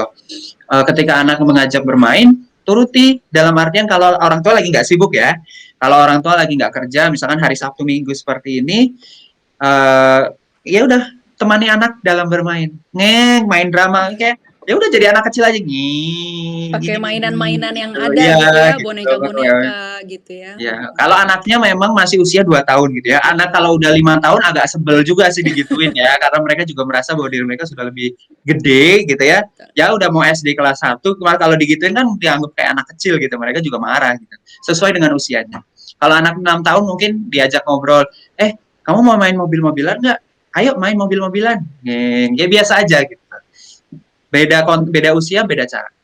Iya, karena tadi, Pak Nori juga menyampaikan gitu ya bahwa Hmm. perkembangan psikososial itu bukan berarti harus sama orang, bener, Ya, kayak diajakin ngobrol dulu karena kebutuhan dia untuk berteman sebenarnya untuk mengembangkan kapasitas dia ya, Pak, ya apa, betul. cara cara Cara mereka berkomunikasi, ya berkomunikasi, berkosakata, itu betul. sebenarnya udah cukup bisa diberikan oleh Orang orang tua. tua, Ya. iya, oke, baik, Sebenarnya sebenarnya gini, ini konteksnya karena pandemi ya Bu Velin ya. iya, Kalau betul, misalkan konteksnya tidak pandemi, memang kalau saya sarankan sama teman gitu, karena memang tidak mhm, ada yang mengalahkan teman sebaya gitu. Dalam mhm, artian dari segi ukuran badan, di iya, mana itu menjadi ya ada empati ya kan, maksudnya ada rasa kebersamaan. Oh, tinggi teman saya sama dengan saya, jadi diajak main bareng. Terus mhm, kalau mau diajak main bareng juga enak gitu ya. Tapi itu kalau di luar pandemi. Makanya oh iya, ini juga penting. Ketika bermain dengan anak itu jangan berdiri, oke, menyamakan tubuhnya ya? menyamakan posisi tubuh itu Iya, sangat penting gitu karena ya anak biar melihat bahwa diri mereka setara dengan lawan bicaranya begitu. mhm. Itu sih. Jadinya gini Pak, kalau misalnya nih, Ya, ini kondisinya tidak pandemi, saat ini kita pandemi terus nanti kita sudah tidak pandemi, berarti kita, mendorong anak kita untuk bisa terlibat atau bermain ya, bersama dengan teman-teman seusianya gitu ya. ya, Tapi kan mungkin karena pandemi ini mereka jadi cenderung malu gitu ya ya, Pak Nori, betul, betul. gimana ya, maksudnya mendorong supaya anak itu tuh lebih berani gitu. Apa yang Ya. perlu kita sampaikan sama anak berkaitan dengan kehidupan berinteraksi sama orang. Oke, mungkin kalau cara konkretnya adalah kasih tahu step-stepnya. Jadi Mhm, dalam artian, coba kamu main sama dia, kamu ajak main bola, nih kamu bawa bolanya, kamu bilang sama dia, misalkan namanya Felin gitu ya, nama temannya ya. iya, Felin, ayo kita main bareng, main bola. Gitu.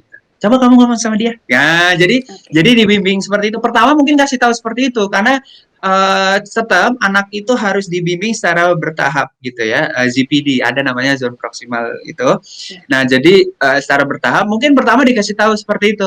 Nah, nanti kamu bilang sama dia cara aja panggil namanya, mhm, terus mungkin julurin bolanya, bilang sama dia mau main bola bareng nggak? Gitu. iya, Nanti mungkin tahap kedua berikutnya adalah, udah sana coba kamu ajak dia main, tapi kita nggak ngasih kata-katanya lagi gitu, aba-aba lagi gitu nggak ya? ngasih apa-apa lagi gitu. Terus ketiga baru ya udah kamu mau main tuh sana main gitu. Jadi Mhm, seperti itu cara konkret pastinya ya. Tapi mhm, yang pasti adalah lihat kepribadian anak juga.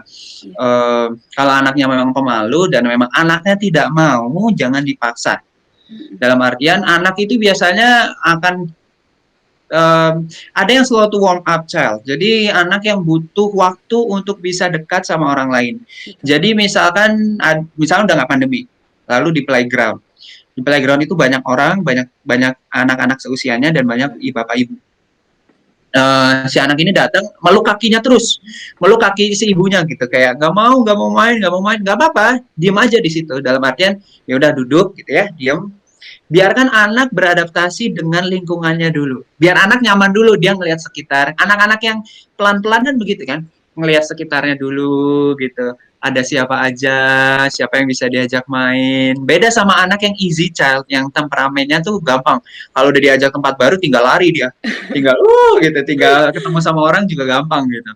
Nah, tapi itu juga ada pengaruh sosial, pengaruh budaya dan pengaruh lingkungan sosialnya pada saat dia kecil. Ada anak-anak yang slow to warm up, tapi ternyata dia bisa dekat sama orang. Kenapa? Karena sejak kecil mungkin dia mingle sama kakek neneknya, dia mhm, diajak ke rumah tantenya, dia diajak ke rumah budenya. Caranya seperti itu. Mungkin dia diem dulu, ngeliatin dulu, tapi habis itu dia mau ngedeketin tantenya, dia mau ngedeketin kakek neneknya, karena dia udah terbiasa untuk melakukan itu dan dekat dengan orang-orang, sehingga pada saat di TK Ya tetap kelihatan pemalunya, cuman dia bisa lebih mudah untuk mingle sama orang. Bergaul, Mingle tuh apa? iya. Lebih mudah untuk berbaur gitu ya. Mhm. Tapi kelihatan pemalunya, tetap deh kelihatan anak yang slow to warm up sama easy child gitu. Biasanya yang slow to warm up tuh kayak agak malu gitu untuk Iya, langsung memulai hai gitu. hai gitu ya. Hai gitu ya dari jauh gitu ya. Mhm. Halo gitu. Itu sih Pak, Bu Iya, Felin. berarti, ini ya, Pak, mungkin kita saat ini belum bisa gitu ya, memberikan Mm, kesempatan sama anak demi kesehatan dan kondisi saat ini pandemi gitu ya. betul Berarti betul. memang bisa dari sekarang mungkin anak udah dikenalkan, nanti step by stepnya nanti kalau ketemu orang seperti ini gitu ya. Jadi anak tuh udah siap gitu ya Pak Nori. Betul betul. Betul.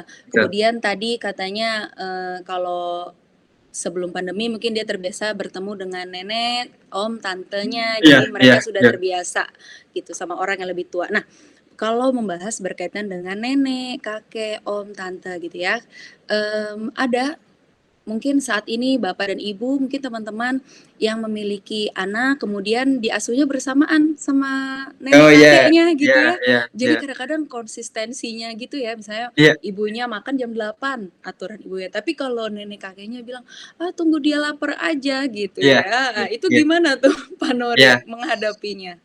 Itu memang tantangan yang dihadapi oleh keluarga yang tidak hanya keluarga inti, tidak hanya Mhm, bapak ibu dan anak. Itu pasti tantangannya.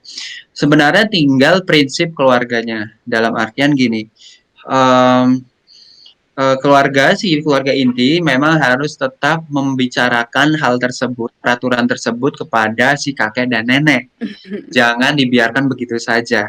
Tapi namanya kakek nenek, mungkin ada beberapa yang merasa mereka lebih ahli, merasa lebih ahli dalam mengasuh sehingga tetap bebel gitu ya, tidak patuh dengan peraturan gitu.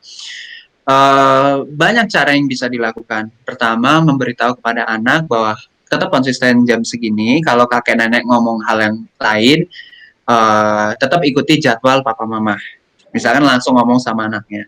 Atau yang kedua, cari tempat makan yang berbeda dari kakek nenek gitu. mhm, Misalkan ya udah jam 7 makan di tempat ini, kalau kakek nenek masih mau nanti nggak usah ajak ngomong anaknya gitu. Misalkan kakek nenek di ruang keluarga aja deh gitu. mhm, Misalkan nonton TV di sana kayak gitu. Gitu. mhm, Misalkan nonton apa gitu. Kayak gitu sih. Tapi itu hal-hal yang tidak dipungkiri pasti terjadi pada keluarga besar. Tapi yang pasti kasih tahu peraturan, karena yang mhm. punya anak yang bisa membimbing anak adalah si orang tuanya, maka orang tua perlu memberitahukan peraturan tersebut kepada kakek dan nenek. Iya, kayak sambil Kamu, berdiskusi gitu ya Pak Nori, ya, ya, bahwa ya, kayak, di rumah aturannya gimana, pas datang ke rumah nenek kakek, bagaimana, seperti itu ya. ya. Saya Ya, jadi ingat dulu pas saya membantu salah satu klien gitu ya, mhm, apa namanya, tinggal sama kakek nenek, gitu ya. Terus orang tuanya sudah memberikan peraturan terkait dengan penggunaan handphone gitu. Terus penggunaan handphone cuma boleh Sabtu Minggu, kalau di hari weekday cuma boleh malam dan itu pun mungkin cuma 30 menit. Tapi karena bapak ibunya bekerja gitu ya, jadi kan dititipin ke kakek nenek. Kakek nenek sudah memahami peraturan mmm, tersebut dan mematuhinya. Tapi ada kalanya perasaan kakek nenek itu mengalahkan pemikirannya. Aduh kasihan cucu saya, jadi ini saya kasih saja HP-nya. iya. Biasanya hal-hal semacam itu yang Kadang-kadang suka terjadi kakek gitu ya. neneknya kasihan gitu ya, nggak apa-apa deh Itu biar dia diem uh, gitu ya. Iya, ya, ya itu emang satu dua hal yang ya biasa dilakukan lah gitu dan ya sudah gitu. Kalau udah terjadi hal semacam itu ya sudah gitu. Yang penting Tapi dikasih pemahaman gitu ya Pak Nori ke anaknya, mhm. gitu. Wah, oke. Nih, Pak Nori, satu pertanyaan lagi, ini satu pertanyaan titipan dari salah satu teman saya juga dari Ya, Instagram nih ya, ya. katanya nih, apa dan kapan tandanya kita, perlu membutuhkan bantuan profesional bagi anak kita yang mungkin bandelnya terlalu berlebihan gitu. Tandanya apa aja nih kira-kira Pak Nori? Karena kan, Oke. Yang kadang-kadang kita bingung nih, ini tantrum, tantrum yang biasa atau memang ini butuh bantuan dari profesional? Oke, sebenarnya untuk sampai ke bantuan profesional nggak harus ditunggu sampai ada gejala yang sangat parah ya. Iya, iya. Misalkan melukai orang lain, jangan sampai kayak gitu. Memang kalau udah sampai melukai orang lain atau misalkan megang pisau, tantrumnya membahayakan orang lain, itu memang butuh gejala profesional. Tapi kan Mhm, itu sudah terlalu terlalu apa ya, terlalu telat gitu ya. Dalam mhm, artian nih, kalau mau nggak apa-apa, kalau anak belum belum dalam kondisi yang sekiranya masih bisa diurus sendiri, nggak apa-apa, ke profesional aja. Dengan iya, begitu kan udah bisa dianalisis lebih dalam dari semenjak usia itu gitu. mhm, Dalam artian, oh anak ibu ternyata permasalahannya di bagian begini, begini, begini. Jadi nanti bisa dibantu supaya anaknya berkembang. Masih ada usianya nih Bu, sampai nanti usia segini. Jadi itu akan mengurangi resiko kemungkinan anak menjadi apa istilahnya, menjadi abnormal atau menjadi tidak tidak benar gitu ya, menjadi mhm, tidak mhm, sesuai dengan umur ya gitu. Mengurangi resiko itu, mengurangi resiko kecenderungan anak membahayakan orang lain, menjadi itu. Kecuali kalau sifatnya apa yang gangguan neurodevelopmental ya, Bu iya, Kelin. iya, Jadi misalkan seperti ADHD atau autism begitu. Itu kedua hal tersebut ada ciri-cirinya. Untuk sementara ini memang butuh diagnosa yang lebih mendalam. Jadi mhm, kalau ini secara gambaran kasar aja untuk kepada orang tua, kalau anak sudah terlihat lari-lari ke sana kemari, tapi nggak ada capek-capeknya, dan dia susah untuk berkonsentrasi, susah untuk memusatkan perhatian. Misalkan ketika makan aja, kalau anak makan itu kan hal yang senang ya, menyenangkan ya, iya, makan iya, itu. Ketika makan aja ternyata anak lihat ke sana kemari, kemudian anak apa namanya, tiba-tiba lompat, tiba-tiba lari. Nah, itu bukan berarti langsung saya menyatakan itu ADHD, enggak gitu. Tapi ada baiknya langsung dikonsultasikan gitu. oke, Karena bisa jadi itu cuma cuma tampilan luarnya aja ADHD, Bu Felin. Bisa jadi iya, sebenarnya di dalam dia nggak ADHD, cuma tampilan luar. mhm, Kenapa tampilan luar bisa terlihat seperti ADHD? Pola asuh. Pola asuh mhm, orang tuanya mungkin kurang tepat pada saat kecil sehingga membuat dia seperti itu. Atau mungkin lingkungannya yang kurang tepat sehingga betul, membuat anak seperti itu. Jadi nggak selamanya masalahnya itu ternyata di dalam diri. Bisa jadi masalahnya ada di sekitarnya dan tugas yang tenaga profesional adalah melihat itu. Apakah ini sebenarnya masalahnya adalah emang ada dalam diri anak, secara genetik emang mhm, ada gitu ya. Dalam artian kalau ADHD sama autism kan memang turunan kan ya, iya, maksudnya dalam artian hereditary gitu, maksudnya keturunan gitu. Tapi kan bisa diperkecil kemungkinan itu untuk apa keperparahannya itu bisa diperkecil dengan lingkungan yang baik gitu kan. betul, Nah, kalau misalkan ternyata memang masalahnya di internal dan lingkungannya juga parah, nah itu kan akan sangat membahayakan. iya, Nah, lebih baik memang kalau pengen udah ada rasa keraguan nih dari orang tua, "Duh, anak saya kenapa ya?" Langsung aja ke tenaga profesional gitu. mhm. Itu sih. Berarti kalau orang tua udah kesulitan gitu ya, Pak Nori, untuk, Mhm, mengenali nih anak saya kenapa gitu ya, mhm. ini kok kayaknya nggak seperti biasa ya, Ya, udah ya. boleh Nah, ya. itu kan tandanya ada muncul keraguan kan, Bu Pelin dalam diri Keraguan gitu, gini ya, heeh. heeh. Iya. Mungkin bisa langsung menghubungi Pak Nori ya, Betul, di hubungi saya di Baseline, iya, iya, benar, tapi hubungin betul, nanti bisa hubungi saya mhm, di Baseline, saya juga heeh, bekerja di biro konsultasi Baseline. Jadi nanti di situ ada fasilitas namanya konseling online gitu. Nanti iya, kalau Bapak Ibu pengen menanyakan bagaimana cara daftarnya dan sebagainya, apa namanya, itu bisa hubungi di Baseline itu, bisa kirim DM aja. iya, berarti Pak Nori terbuka, sangat Ya, terbuka untuk, menerima ya, menerima ya, mungkin pertanyaan-pertanyaan orang tua berkaitan dengan anak, ya. terutama berkaitan dengan pendidikan anak. Wow, luar biasa Pak Nori, terima kasih banget Pak Nori, sangat sangat menjawab, bahkan bisa mempersiapkan saya mungkin nanti ya menghadapi anak-anak gitu Iya, ya, iya, iya. anak kita atau anak saudara kita, Iya, tetangga iya, iya. kita gitu ya, bagaimana sih mengatasinya dengan cara memahaminya terlebih dahulu seperti Betul, yang betul. tadi. Oke, baik Pak Nori nih, akhir kata dari Pak Nori ini Oke, gimana nih ya. untuk hari ini? Jadi, mengasuh anak usia 2 sampai 5 tahun yang pasti butuh kesabaran dan kreativitas orang tua. Ya, Jangan mengharapkan hasil yang instan. Apa yang dipraktekkan oleh ibu bapak setelah ini, dari webinar saya misalkan dipraktekkan kepada anak, jangan berharap hasilnya anak langsung menjadi anak yang patuh. Nggak dengan celing gitu ya, nggak dengan seperti sering itu kita ya, berbangga ya. abrakadabra. Karena, anak itu baru kelihatan hasilnya ketika nanti dia sudah bertambah dewasa, gitu. Apa yang Bapak Ibu terapkan di masa sekarang, itu Mhm, ini masih bibitnya, gitu. betul. Makanya golden age ini perlu diterapkan, karena kalau ini perkembangannya baik, gitu ya, nanti ibu bapak akan mudah me mengurusi atau membimbing anak di usia lebih dewasa, di remaja, kalau dia anaknya sudah usia saya, gitu ya, itu akan lebih mudah.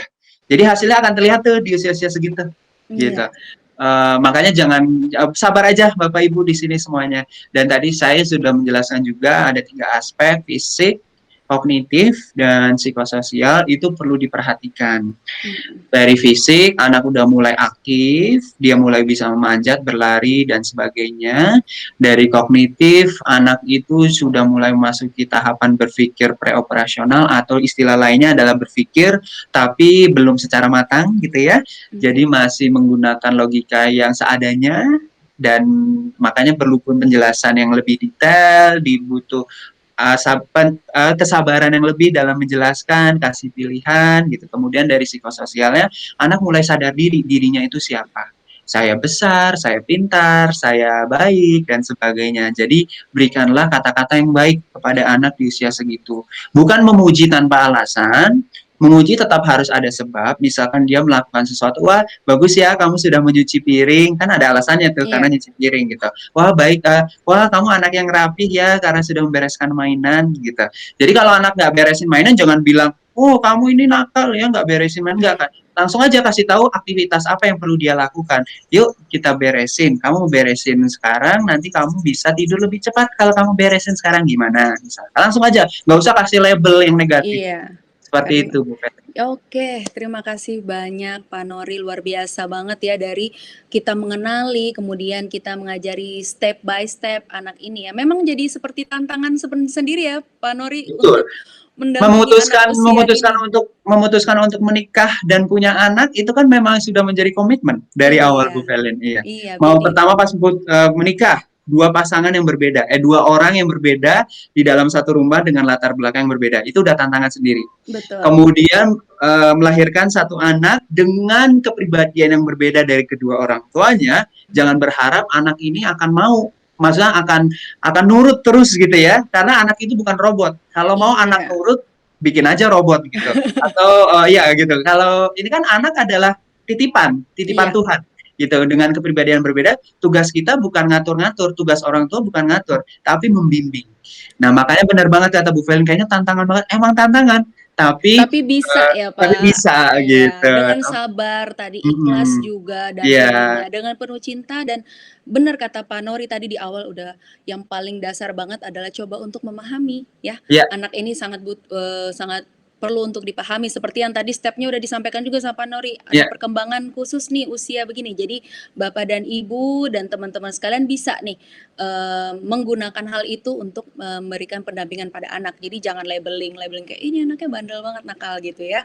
iya, iya. Begitu. Baik, Pak Nori, sekian ya, sharing kita dan terima kasih banget buat, paparan yang sudah diberikan dan ini sangat bermanfaat tidak hanya bagi orang tua tapi juga teman-teman mungkin yang sekarang menyaksikan gitu ya, untuk mempersiapkan diri lebih matang bahwa banyak sekali hal yang perlu dipersiapkan, dipelajari. Nah, mempelajarinya bisa juga nonton webinar ini ya Pak Nori Iya, ya, betul, ini betul. akan ada di PSKD School. Jadi Iya, Bapak dan Ibu nih teman-teman yang mungkin tidak menonton dari awal atau pengen mengulangi lagi terus-menerus boleh, silahkan disaksikan di YouTube channelnya PSKD School gitu ya. Banyak ada webinar yang sebelumnya atau juga hari ini dan jangan lupa subscribe, like, komen atau juga mungkin untuk mengingatkan lagi di webinar yang selanjutnya boleh dinyalakan loncengnya gitu ya Pak iya, Nori. betul, betul, betul. Gitu. Dan kalau ada apa-apa, kalau ada kesulitan berkaitan dengan pendampingan anak, berkaitan dengan pendidikan anak, boleh langsung komunikasikan kepada Pak Nori Lukman, boleh di Instagram gitu ya Pak Nori, atau Ya, tadi sudah disampaikan ada nomor yang tersedia untuk memberikan ya, pelayanan ya, psikologis. ya. Baik, akhir kata kami ucapkan terima kasih, salam sehat untuk kita semua dan mohon maaf jika dalam penyampaiannya ada tutur kata yang kurang berkenan, baik buruknya semoga dimaafkan. Terima kasih, selamat siang. Selamat siang Pak Nuri, terima kasih. Selamat siang Ibu Feli, Selamat selamat siang siang semuanya, Bapak Ibu yang semuanya. sudah menonton. Terima kasih.